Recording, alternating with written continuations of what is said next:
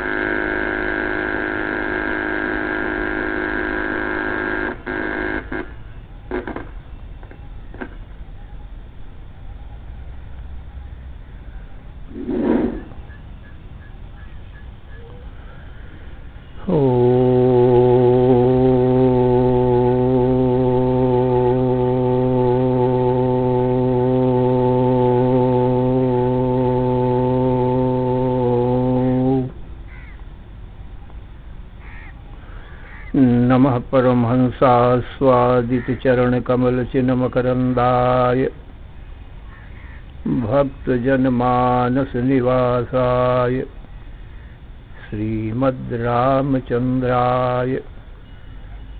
वागीशायस्य वदने लक्ष्मीर्यस्य च वक्षसि यस्यास्ति हृदये संवित् तं नृसिंहमहं भजे।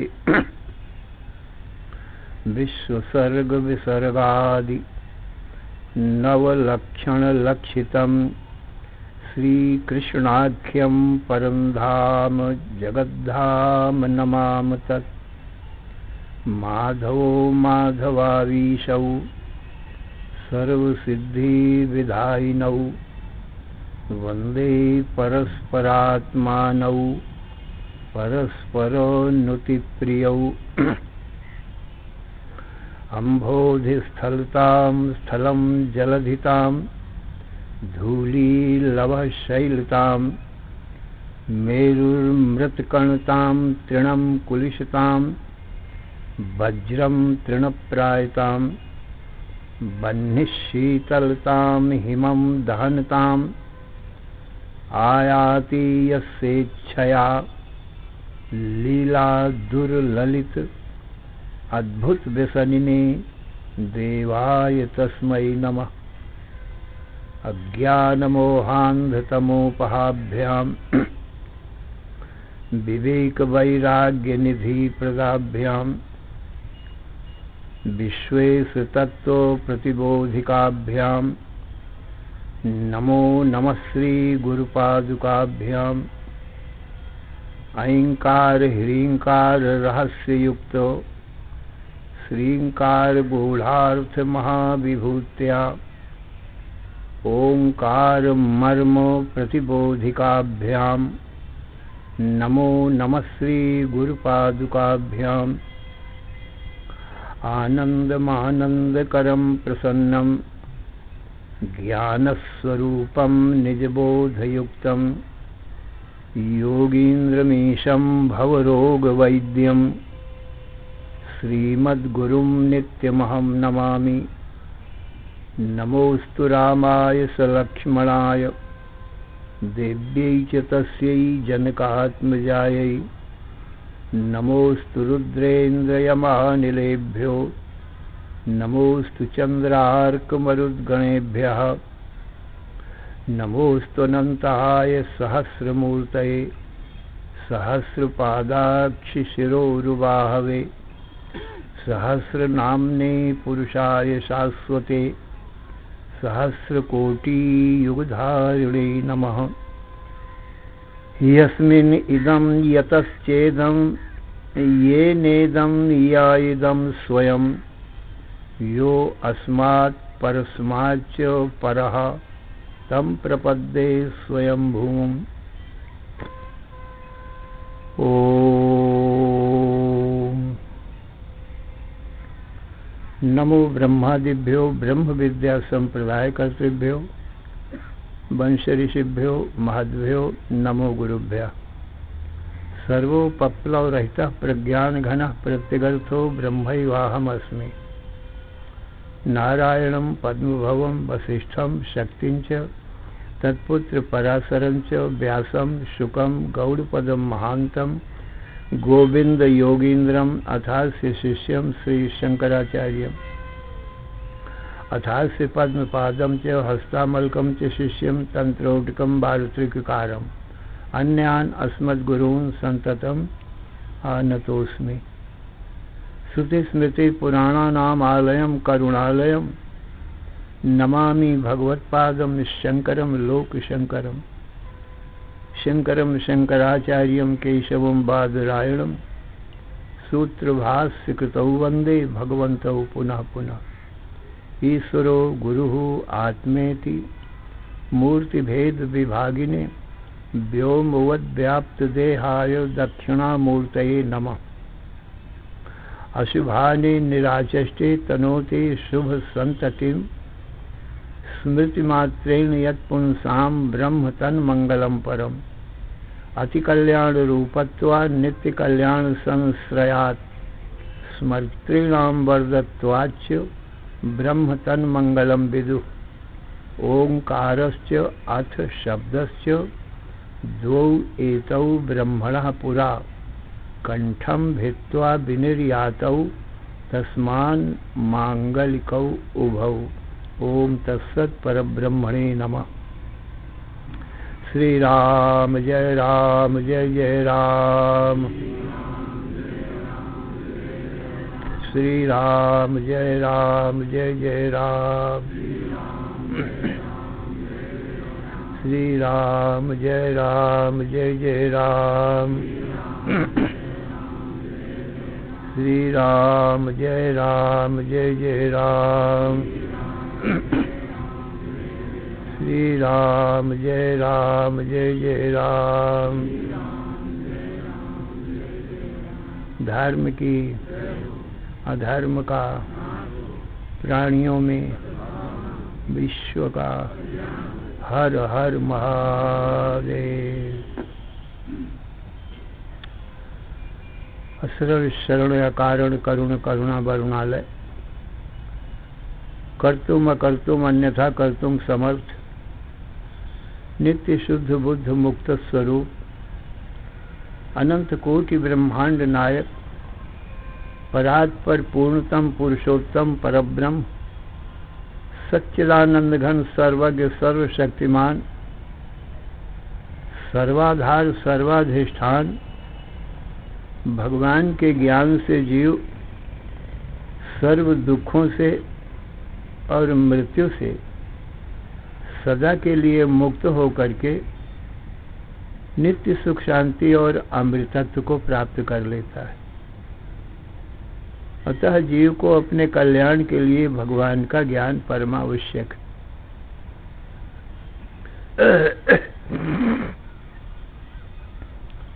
अब विचार ये करना है कि ये ज्ञान होता किसको है। इस देह को ज्ञान होता है कि इंद्रियों को होता है कि मन को कि बुद्धि को कि प्राणों को कि साक्षी चेतन जो मन बुद्धि का साक्षी चेतन है उसको ज्ञान होता है।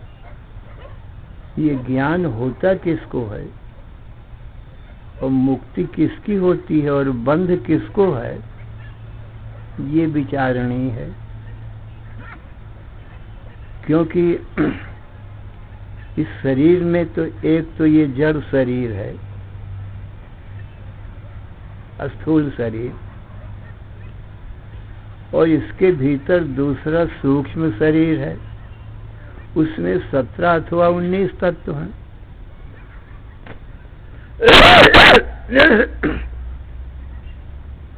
पांच ज्ञानेन्द्रिय, 5 कर्मेंद्रिय, 5 प्राण, मन बुद्धि चित्त अहंकार, ये 19 तत्वों का सूक्ष्म शरीर है। और अपंचीकृत पंच महाभूतों से ये सूक्ष्म शरीर बनता है। और स्थूल शरीर पंचीकृत पंच महाभूतों से बनता है। 5 भूतों का पंचीकरण होता है, वो 5 के 25 बन जाते हैं, एक एक के 5 विभाग हो जाते हैं। उन 25 तत्वों के समूह से ये शरीर स्थूल शरीर बनता है। इस स्थूल शरीर में 25 चीजें हैं पांचों तत्वों की। अस्थि चर्म नाड़ी रोम मांसांश चेत पृथिव्यांशा, हड्डी चर्म नाड़ी रोम और मांस।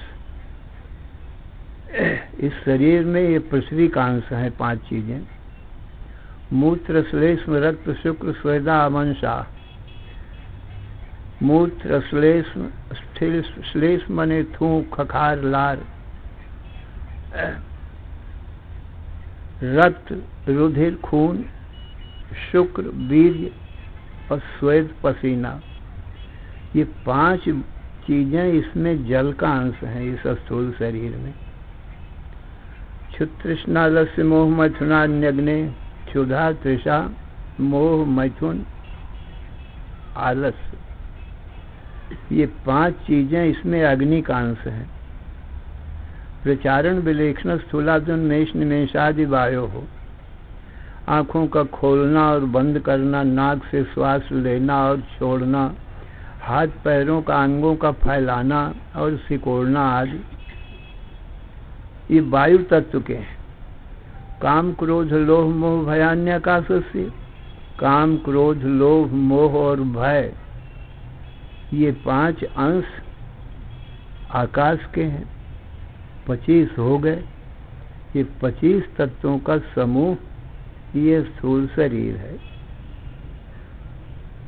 2 शरीर हो गए और तीसरा कारण शरीर है। कारण शरीर किसको कहते हैं? स्वरूपा ज्ञानमानंदमय कोशा तत्कारणम शरीरम। अपने स्वरूप मैं क्या हूँ, देह इंद्रिय मन बुद्धि हूँ कि देह इंद्रिय मन बुद्धि में पड़ा हुआ चिदाभास हूँ, अथवा साक्षात चेतन हूँ, ईश्वर हूँ कि जीव हूँ कि ब्रह्म हूँ। अपने स्वरूप को ठीक ठीक पहचानना, ये तो ज्ञान कहलाता है। और अपने मैं क्या हूँ इस स्वरूप को नहीं जानना, इसको अज्ञान कहते हैं। इस अज्ञान को ही कारण शरीर कहते हैं। अपने स्वरूप को न पहचानना ये अज्ञान। आत्मा ज्ञानात् जगत भाति, आत्मा के अपने स्वरूप के अज्ञान से ये जगत भाषित होता है और आत्मा के ज्ञान से ये जगत मिट जाता है। जैसे निद्रा दोष से कोई राजा अपने राजापने को भूल जाता है, स्वप्न में भिखारी हो जाता है, और जब जागता है तब अपने को राजा ही जानता है, भिखारीपना मिट जाता है,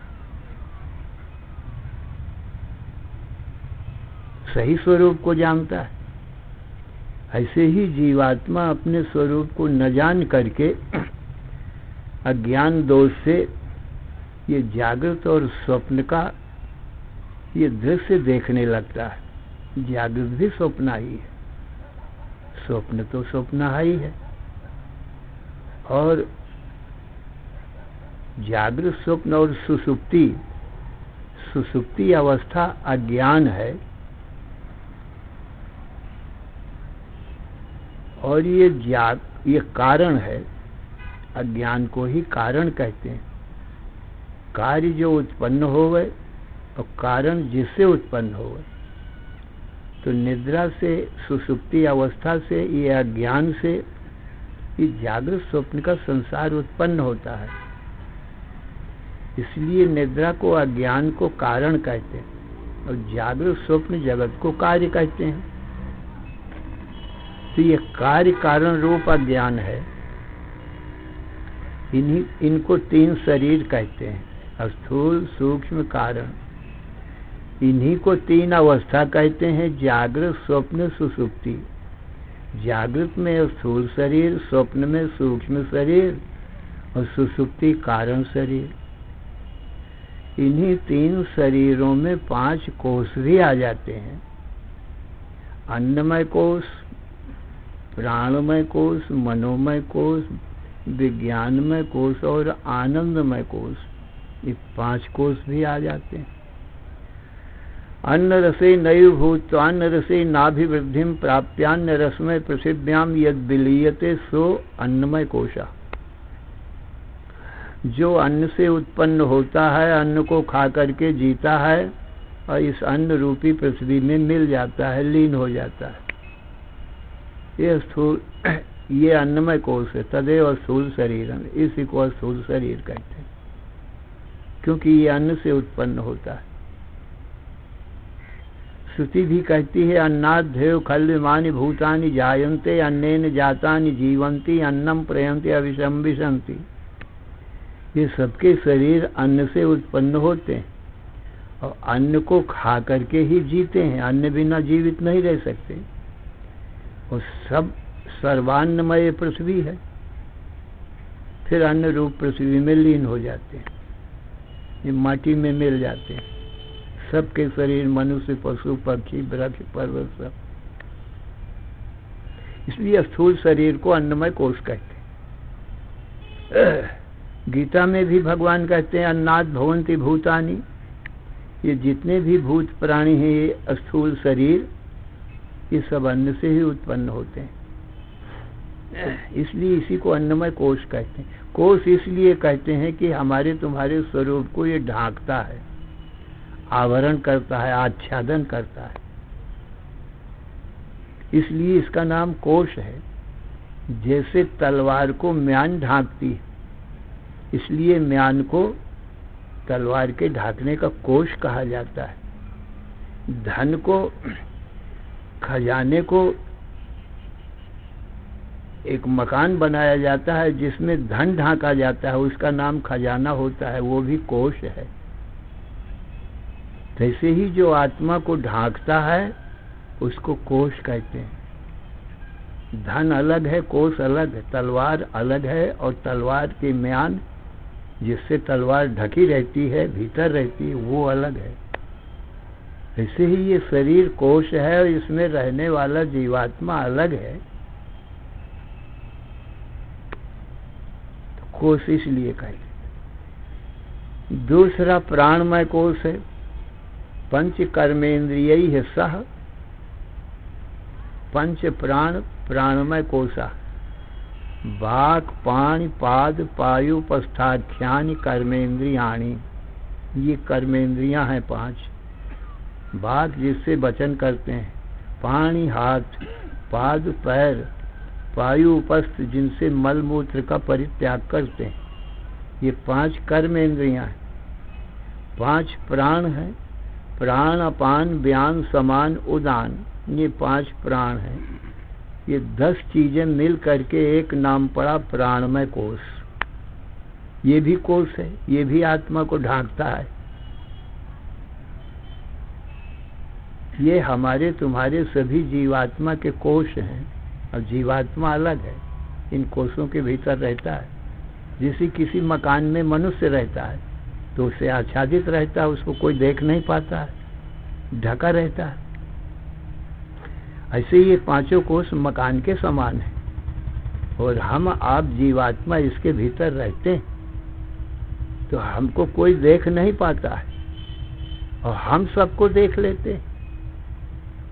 मकान के भीतर रहने वाला तो नहीं दिखाई पड़ता, पर खिड़कियों से, दरवाजों से, या कोई चिक छेद वाला पर्दा लगा हो, उससे भीतर रहने वाला देख लेता है।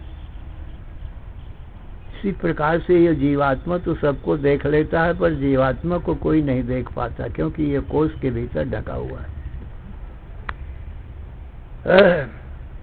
तो अन्नमय, प्राणमय, मनोमय। तीसरा मनोमय कोश है। पंच ज्ञानेन्द्रिय सह मन मनोमय कोशा। श्रोत्र, त्वचा, चक्षु, जिह्वा, घ्राण, ये 5 ज्ञानेन्द्रियां हैं।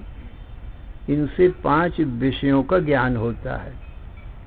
श्रोत्र, त्वचा, चक्षु, जिह्वा, घ्राण। श्रोत्र से शब्द का ज्ञान होता है, त्वचा से स्पर्श का ज्ञान होता है, कोमल, कठोर,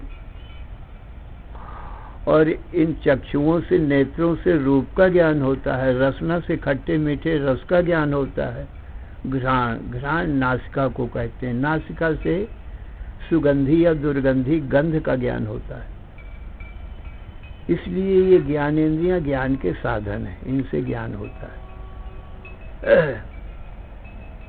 तो पंच ज्ञानेंद्रिय और एक मन, संशय विकल्पात्मक मन है, संशयात्मक मना। जो संकल्प विकल्प करता है वो मन का स्वरूप। एक मन और ये 5 ज्ञानेंद्रियां 6 चीजों को मिला करके मनोमय कोश नाम रखा है। और पंच ज्ञानेन्द्रिय सह बुद्धि विज्ञानमय कोशा। 5 ज्ञानेन्द्रिय यही श्रोत्र, त्वचा, चक्षु, जिह्वा, घ्राण, और एक बुद्धि, इन्हीं 6 को मिला करके विज्ञानमय कोश कहते हैं। बुद्धि में सबसे ज्यादा ज्ञान होता है, प्रकट होता है, क्योंकि एक तो व्यापक चेतन है, एक प्रकट चेतन है। जैसे एक व्यापक अग्नि है, एक प्रकट अग्नि है। तो प्रकट अग्नि तो कोई उपाधि में ही प्रकट होगी, कोई ईंधन हो, काष्ठ हो, कोयला हो या दीपक हो, उसमें प्रकट हो सकती है। वो व्यापक अग्नि नित्य है, और प्रकट अग्नि प्रकट होती तो फिर बुझती है। तो इस प्रकार से ये जो बुद्धि है, इसमें व्यापक ज्ञान प्रकट होता है प्रतिबिंब रूप से। इसलिए बोधेद्धा बुद्धि, जहाँ बोध माने ज्ञान, इद्धा अद्धा इंधित होता है, प्रकट होता है, उसको बुद्धि कहते हैं। इन सब में बुद्धि ही श्रेष्ठ है, अत्यंत सत्वगुण प्रधान है बुद्धि। बुद्धि के बल पर ही ये सब देह, इंद्रिय आदि सब चलते हैं। यदि किसी नशा पी करके, मदिरा आज पान करके बुद्धि का ज्ञान जाता रहे, तो इंद्रियां, मन और ये शरीर संभल नहीं सकता, कहीं भी गिर जाएगा। इसलिए बुद्धि ही श्रेष्ठ है। बुद्धि की शुद्धि के ऊपर ही शास्त्रों ने ज्यादा जोर दिया है। आहार से, 5 विषयों से, 5 विषय सात्विक होना चाहिए, शब्द, स्पर्श, रूप, रस, गंध। तो सात्विक होने से बुद्धि शुद्ध होती। आहार शुद्धौ सत्व शुद्धि, सत्व शुद्धौ ध्रुवा स्मृति। बुद्धि की शुद्धि, आहार की शुद्धि से बुद्धि शुद्धि होती है, और जब बुद्धि शुद्ध होगी तो ठीक ठीक बुद्धि में ज्ञान होगा। इसलिए विज्ञानमय कोश का विकास इस मनुष्य शरीर में ही ज्यादातर है। मनुष्य से जो इतर पशु पक्षी आदि हैं, बुद्धि उनमें भी है, परंतु विकसित नहीं है। मनुष्य शरीर में विकसित बुद्धि है। इसलिए मनुष्य वेद शास्त्र पुराण रामायण आदि सुन सकता है, उनका अर्थ समझ सकता है, ब्रह्म क्या है, माया क्या है, ईश्वर क्या है, जीव क्या है, जगत क्या है, इन सबको ठीक ठीक जान सकता है। ये मनुष्य शरीर में ही हो सकता है, अन्य शरीरों में नहीं। 4 कोश हो गए। स्वरूपा ज्ञानम आनंदमय कोश तत्कारणम शरीरम। अपने स्वरूप का जो अज्ञान है उसी को कारण शरीर कहते हैं, उसी को आनंदमय कोश कहते हैं। तो अन्नमय कोश तो आ गया स्थूल शरीर में, आनंदमय कोश आ गया कारण शरीर में। अब बचा एक सूक्ष्म शरीर। सूक्ष्म शरीर के अंतर्गत 3 कोश आ गए। प्राणमय कोश, 5 कर्मेंद्रिय और 5 प्राण, 10 हो गए ना। और मनोमय कोश में 5 ज्ञानेंद्रिय, 1 मन, 6 ये हो गए। 10 6 16। अब विज्ञानमय कोश में ज्ञानेंद्रिय वही हैं, एक बुद्धि अलग है। ये 17 तत्व हो गए। तो ये 17 तत्वों का सूक्ष्म शरीर होता है। कोश कहे जाए तो 3 कोश इसमें आ गए। इस प्रकार से 3 शरीर या 3 अवस्थाएं, जागृत स्वप्न सुषुप्ति, स्थूल सूक्ष्म कारण, अथवा अन्नमय, प्राणमय, मनोमय, विज्ञानमय और आनंदमय, ये 5 कोश। प्रश्न ये है कि इन 3 शरीरों को ज्ञान होता है अथवा 3 अवस्थाओं को, अथवा इन 5 कोशों को ज्ञान होता है, अथवा इन सर्व का जो साक्षी चेतन है उसको ज्ञान होता है, अथवा बुद्धि में पड़ा हुआ जो प्रतिबिंब है चेतन व्यापक आत्मा का, उसको ज्ञान होता है, चिदाभास जिसको कहते हैं। तो 3 शरीर या 5 कोशों को तो ज्ञान हो नहीं सकता, क्योंकि ये अत्यंत जड़ हैं। अज्ञान रूप कारण शरीर है और ये 5 महाभूत, ये भी अज्ञान रूप हैं। अज्ञान का कार्य अज्ञान रूप ही होता है, इसलिए इन शरीरों को भी ज्ञान नहीं हो सकता है। और जो साक्षी चेतन है वो स्वभाव से ही अनंत अखंड ज्ञान स्वरूप है, सदा साक्षी रहता है, उसका ज्ञान कभी लोप ही नहीं होता है। नहीं दृष्टु दृष्टेर विपरिलोपो विद्यते अविनाशित्वात्। इस दृष्टा की दृष्टि का कभी लोप नहीं होता है, अखंड दृष्टि है। क्यों? अविनाशी होने से, उदय अस्त रहित है ये चैतन्य ज्योति। इसको भी ज्ञान की जरूरी, इसको भी ज्ञान नहीं होता है। अब मध्य में जो सूक्ष्म शरीर में अथवा बुद्धि में जो आभास रूप प्रतिबिंब पड़ता है, चिदाभास, इस आभास को ही ज्ञान होता है। इसी को बंध है, इसी को मोक्ष है। इस चिदाभास की 7 अवस्थाएं शास्त्र में बताई गई। चिदाभास की न तो जड़ तीनों शरीरों की हैं और न साक्षी चेतन की हैं। चिदाभास की 7 अवस्थाएं हैं। उन 7 अवस्थाओं को सुनो। प्रथम अज्ञान है, और ये अज्ञान जीव को अनादि है। जीव से पूछो, भाई तू अपने स्वरूप आत्मा को, ब्रह्म को कब से नहीं जानता है? तो यही कहेगा कभी से भी नहीं जानता हूं। इसलिए जीव की तरफ से ये अज्ञान अनादि है। वैसे 6 अनादि बताए गए हैं शास्त्र में। जीव ईशो विशुद्धाचित,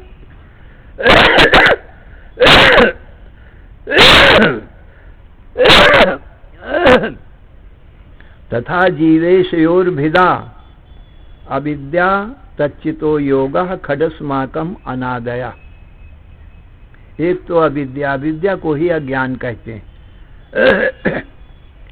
अज्ञान और अज्ञान का आधार अधिष्ठान ब्रह्म है, क्योंकि अज्ञान मिथ्या है, उसका कोई आश्रय होना चाहिए,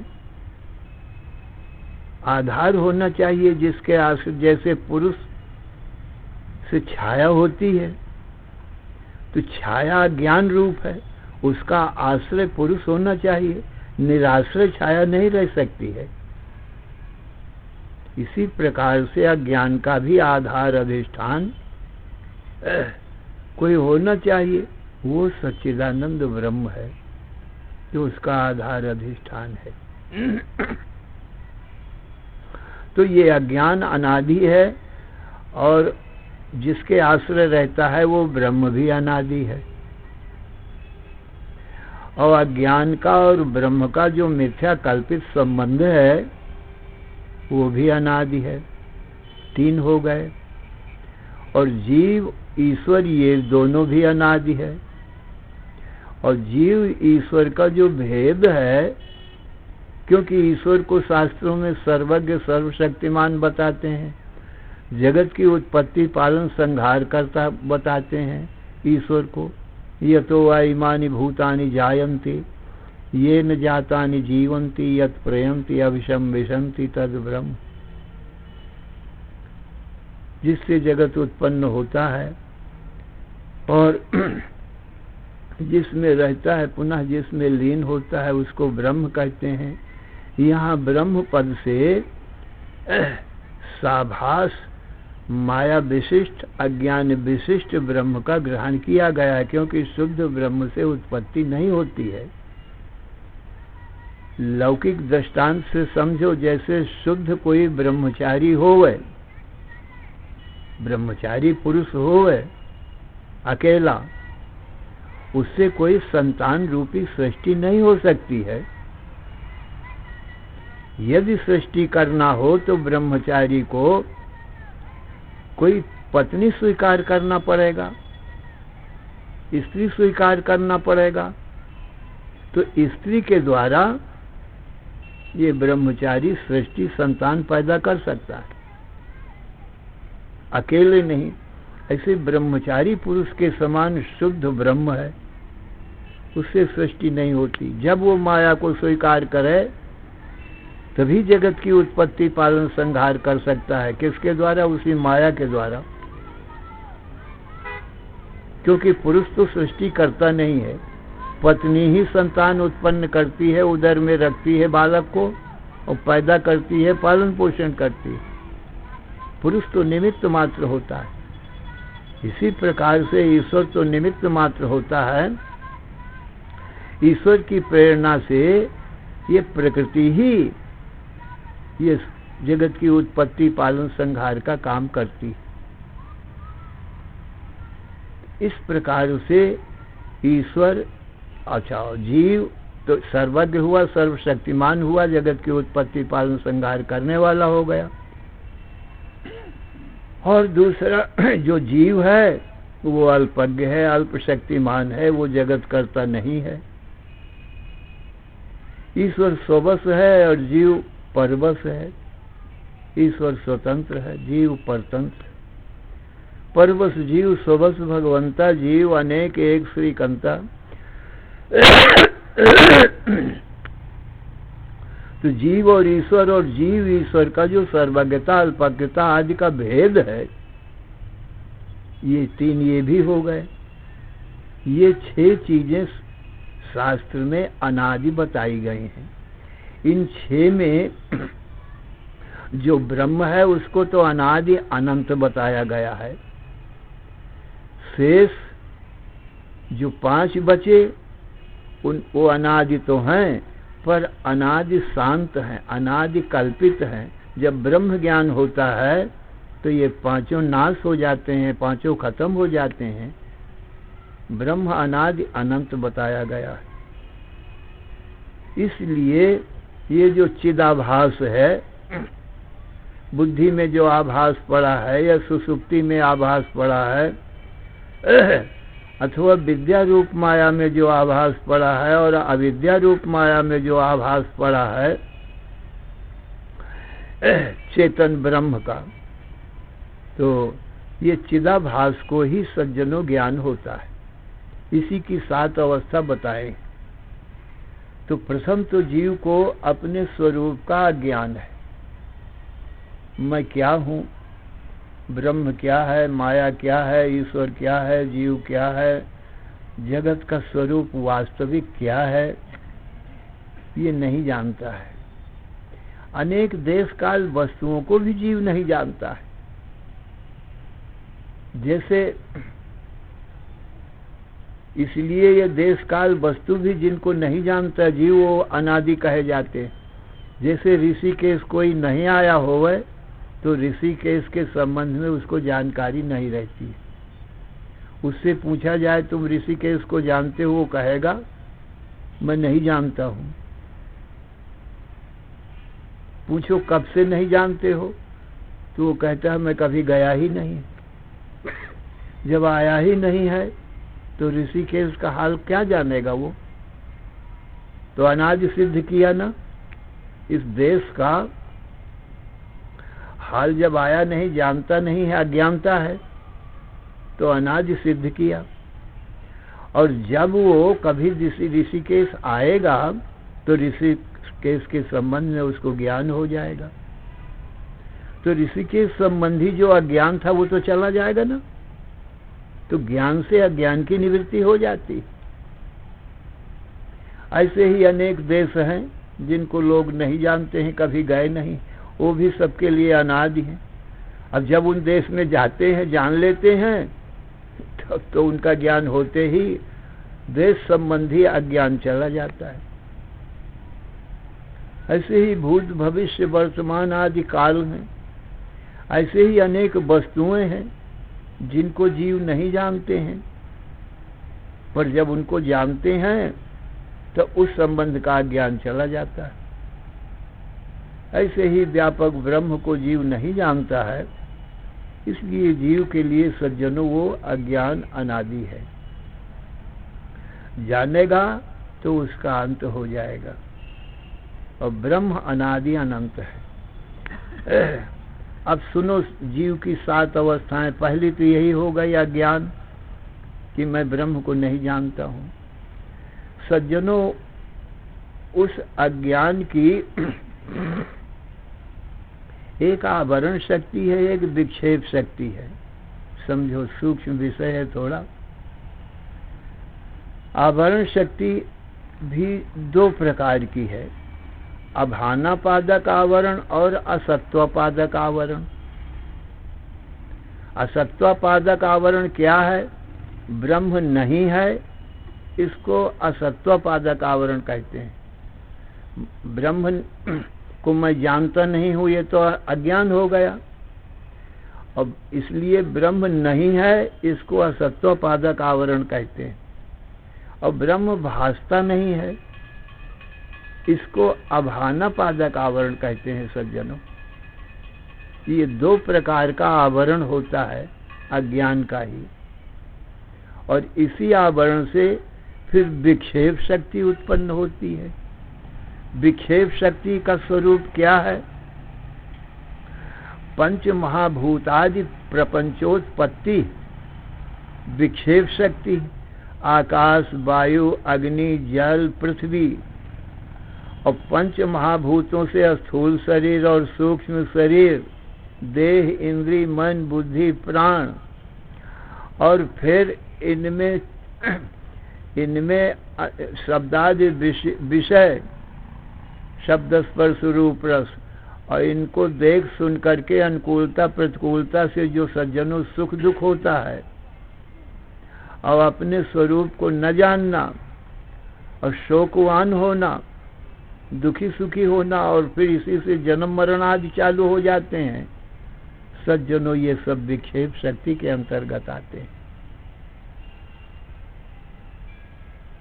तो ये कितनी अवस्थाएं हो गई? अज्ञान 2 प्रकार का आवरण हो गया, तो एक गिन लेना इसको। और विक्षेप शक्ति, ये तीन अवस्थाएं हो गई किसकी? चिदाभास की, जो बुद्धि में चेतन व्यापक ब्रह्म का प्रतिबिंब रूप आभास पड़ा है। तीन अवस्था हो गई ना।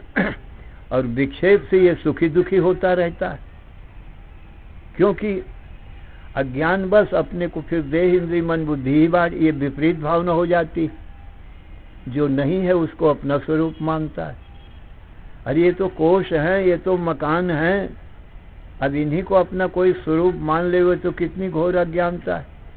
फिर शरीर के सुख दुख से अपने सुख दुख मानेगा, शरीर के स्त्री पुरुष होने से अपने को स्त्री पुरुष जानेगा, शरीर के जन्म मरण से अपना जन्म मरण जानेगा।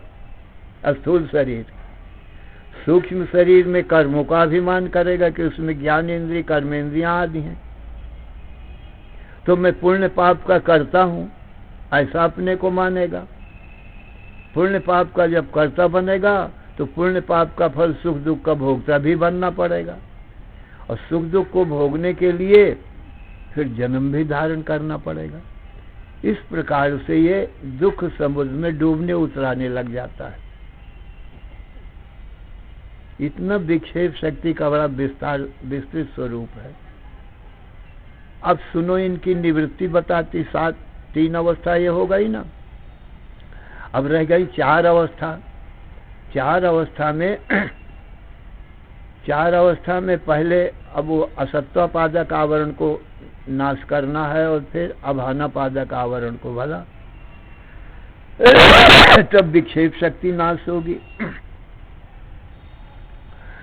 ब्रह्म का दो स्वरूप बताया गया है, एक तटस्थ लक्षण बताया गया है, एक स्वरूप लक्षण बताया गया है। भला तो तटस्थ लक्षण क्या है? यतो इमानि भूतानि जायन्ते येन जातानि जीवन्ति यत् प्रयन्ति अभिसंविशन्ति तद ब्रह्म। जिससे जगत उत्पन्न होता है और जिसमें रहता है, पुनः जिसमें लीन हो जाता है, ये ब्रह्म का तटस्थ लक्षण है। और स्वरूप लक्षण क्या है?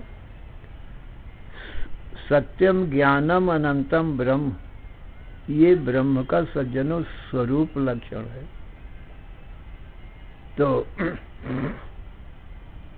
और ये परोक्ष और अपरोक्ष दो प्रकार का होता है। भला तो परोक्ष ज्ञान की निवृत्ति ब्रह्म है, भला अस्तित्व ब्रह्म, ऐसा जानने से परोक्ष ज्ञान होता है। और ब्रह्म मैं ही हूं, इससे अपरोक्ष ज्ञान होता है। तो ब्रह्म है ऐसा जाना, और कैसा है? सत्यम ज्ञानम अनंतम ब्रह्म। ब्रह्म सत्स्वरूप है और ज्ञान स्वरूप है और आनंद स्वरूप है और अनंत है। देश काल वस्तु से जिसका अंत ना हो है, सज्जनों उसको अनंत कहते हैं। तो ये स्वरूप बोधक वाक्य हैं सज्जनों, ब्रह्म का स्वरूप बताते हैं और जीवात्मा के स्वरूप बताते हैं। एक अवान्तर वाक्य, एक महावाक्य होते हैं। तो अवान्तर वाक्य तो ब्रह्म का और जीव का स्वरूप केवल बताते हैं, और महावाक्य जो है एकत्व बताते हैं। तो ये अवान्तर वाक्य है सज्जनों कि ब्रह्म है, कैसा है? सच्चिदानंदम ब्रह्म, सच्चित आनंद स्वरूप है। इससे सज्जनों परोक्ष ज्ञान होता है और असत्वापादक आवरण की निवृत्ति हो जाती है, क्योंकि श्रुति प्रमाण से ही इनकी निवृत्ति हो सकती है, और तो कोई उपाय है नहीं। तो श्रुति कहती है, और ईश्वर की वाणी होने से परम प्रमाण रूप है कि ब्रह्म है, और कैसा है? सत्यम ज्ञानम अनंतम, अनंत सत्य है, अनंत ज्ञान है, अनंत आनंद है, ऐसा ब्रह्म है। तो इससे सज्जनों असत्वापादक आवरण की निवृत्ति हो गई। क्योंकि ये ब्रह्म नहीं है। इसी को असत्वपादक आवरण कहते हैं। असत है माने नहीं है। तो अब ये अवान्तर वाक्य है भला, तो अवान्तर वाक्य से परोक्ष ज्ञान हुआ। ब्रह्म नहीं है, इस असत्वपादक आवरण की निवृत्ति हो गई। अभानापादक आवरण की निवृत्ति नहीं हुई है। अब जीव का स्वरूप भी सुनो अवान्तर वाक्य के द्वारा। या एस हृदय अंतर ज्योति पुरुषा, जो हमारे तुम्हारे हृदय के भीतर, अंतर माने भीतर, अत्यंत भीतर, जिससे भीतर कोई न हो, सबसे अंतर, सर्वांतर। या इस हृदय अंतर ज्योति, जो एक चैतन्य ज्योति अखंड जगमगा रही है, पुरुषा, इस शरीर रूपी पुर में रहने वाले को पुरुष कहते हैं। ये जीवात्मा का स्वरूप बताया जाता है। अखंड ज्योति जगमगा रही है। भला इंद्रियाणी पर देखो, भीतर इस प्रकार से पहुंचो, भीतर का हाल जानो। भगवान कृष्ण बताते हैं, इंद्रियाणी पराण्याहुर इंद्रियेभ्यः परम मनः, मनसस्तु परा बुद्धि, यो बुद्धे परतस्तु सह। सबसे बाहर इस शरीर के ये विषय रूप संसार है। शब्द स्पर्श रूप रस गंध, ये पंच विषय रूप संसार है। अब संसार के भीतर, शरीर के भीतर चलो।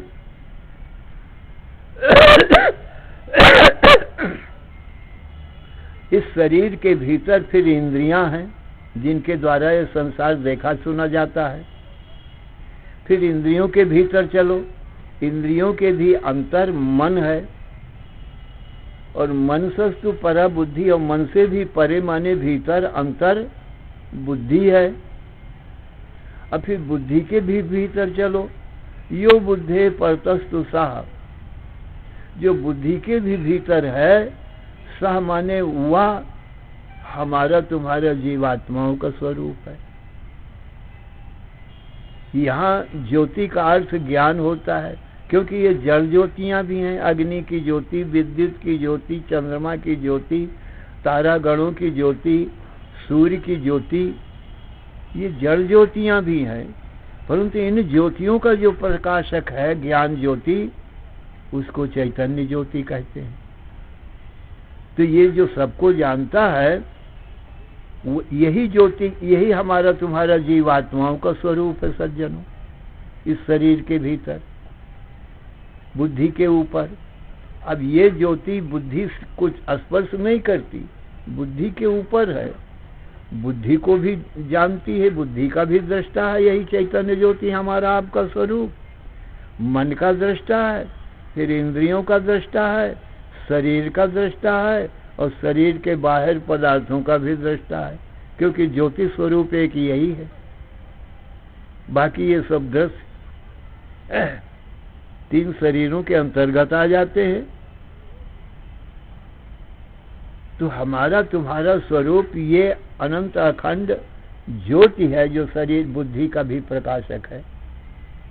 इससे ये सिद्ध हुआ कि हम बुद्धि नहीं है, मन नहीं है, इंद्रिय नहीं है, और ये स्थूल शरीर नहीं है। जब हम स्थूल शरीर नहीं है, तो स्थूल शरीर के संबंधी ही माता पिता भ्राता भगिनी कहे जाते। इस स्थूल शरीर से बाहर है, इनके संबंध से इनका नाता रिश्ता जोड़ता है। ममता का भाव तभी आता है जब इस शरीर में अहमता होती। तो शरीर हमारा स्वरूप है नहीं। न स्त्री पुमान व संडो व जीवा सर्वगतो व्यया। न स्त्री का स्वरूप है हमारा, न पुरुष का, क्योंकि हम जीवात्मा हैं। जीवात्मा सब में है, वह सबका प्रकाशक अंतर ज्योति है वो। इसलिए न हम सूक्ष्म शरीर हो सकते हैं, क्योंकि इंद्रिय मन बुद्धि प्राणों के भी प्रकाशक है। ये दृष्टा अलग ही रहता है दृश्य से। तो सज्जनों, ये हमारा तुम्हारा जीव का स्वरूप बताया गया है। तो अपना स्वरूप सबको अपरोक्ष हो गया दृष्टा रूप से। भला क्योंकि अपना मैं देखने वाला हूं, तो ये सबको स्पष्ट ही है। अपरोक्ष ही है। तो ब्रह्म परोक्ष रहा ना, ब्रह्म को सुना है शास्त्रों से, अवान्तर वाक्य से कि सत्यम ज्ञानम अनंतम ब्रह्म, सत स्वरूप ज्ञान स्वरूप आनंद स्वरूप ब्रह्म है। तो परोक्ष ज्ञान रहा। अब अपरोक्ष ज्ञान किससे होता है? महावाक्य से होता है। महावाक्य क्या कहता है? जो जीव का स्वरूप है, इंद्रिय मन बुद्धि प्राणों का प्रकाशक चैतन्य ज्योति शरीर के हृदय के भीतर जो है,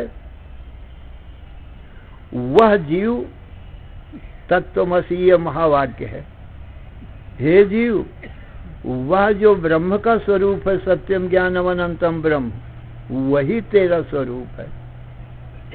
इसलिए दूसरा महावाक्य कहता है अहम ब्रह्मास्मि। इसलिए जो अहम का सच्चा अर्थ है, मैं का सच्चा अर्थ है, अहम ब्रह्म है, मैं ब्रह्म हूँ, क्योंकि चैतन्य ज्योति हूँ, प्रकाशक हूँ, देह इंद्रिय मन बुद्धि मेरे दृश्य हैं, इसलिए मेरे स्वरूप नहीं है। तो महावाक्य से सज्जनों अपरोक्ष ज्ञान होता है, क्योंकि जब वो ब्रह्म है, सच्चिदानंद ब्रह्म, सो जो मेरे हृदय में अंतर ज्योति है, मैं इंद्रिय मन बुद्धि प्राणों का प्रकाशक हूँ, उसी को महावाक्य बताता है कि ये ब्रह्म ही है। तो महावाक्य से सज्जनों अपरोक्ष ज्ञान होता है। अस्ति ब्रह्मेति चेद वेद परोक्ष ज्ञान में होता, और अहम ब्रह्मेति चेद वेद साक्षात्कार स उच्यते। इससे अभानापादक आवरण की निवृत्ति सज्जनों हो जाती है। जब अभानापादक आवरण की निवृत्ति हो गई तो विक्षेप की निवृत्ति हो जाती है। अधिष्ठान है सज्जनों, विक्षेप की निवृत्ति हो जाती है। माने ये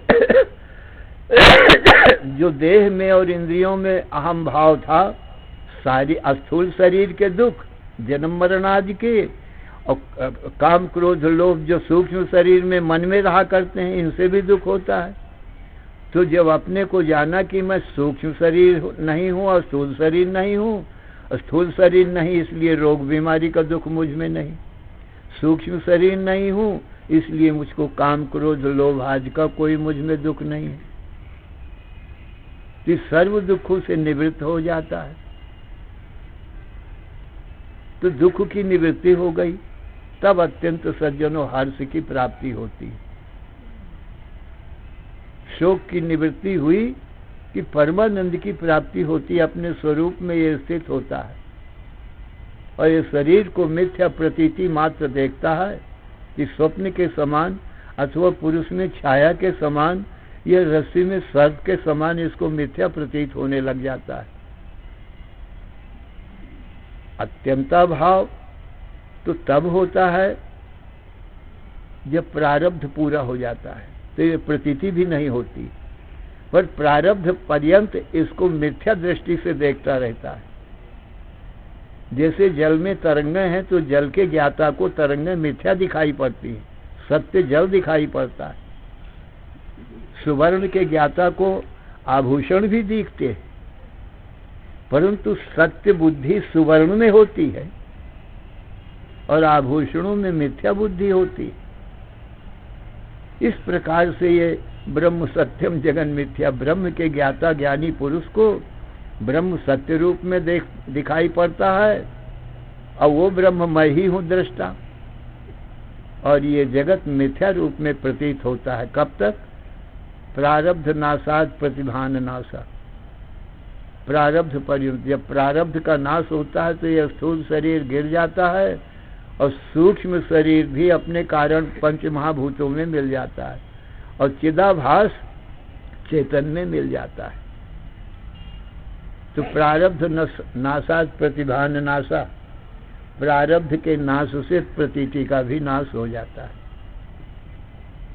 इस प्रकार से सज्जनों इस चिदाभास की, इस जीव की ये 7 अवस्थाएं बताई गई। इसी को बंध है, इसी को मोक्ष है। हमारे तुम्हारे इन सब के साक्षी आत्मा को न बंध है न मोक्ष है। श्री राम जय राम जय जय राम, श्री राम जय जय राम।